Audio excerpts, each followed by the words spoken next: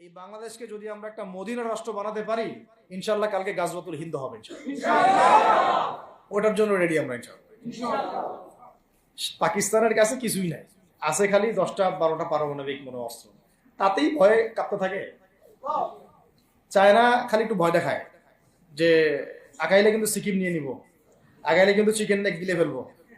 চায়নার ওই ছোট ছোট যোদ্ধাদের কাছে যে মাইকটা খায়, আর আমাদের এখানে দেখা যায় যে সীমান্তর মধ্যে একটা একটা কৃষকও যদি সীমান্ত থেকে দূরেও হাল চাষ করে, ওকে গুলি করে মেরে ফেলে। ফেলানি ফেলানির কথা ভুলে গেছেন আপনারা? আমাদের বন্যা এরকম কতগুলো মানুষকে সীমান্ত হত্যা করে মারা হয়েছে। আজকে গুগলে গিয়ে সার্চ করে দেখেন কতগুলো মানুষকে বিগত 15 বছরে সীমান্ত হত্যা করা হয়েছে। তো এখানে আমাদের স্বাধীনতার প্রশ্ন আসে না, এখানে গণতন্ত্রের কথা আসে না, সার্বভৌমত্বের কথা আসে না।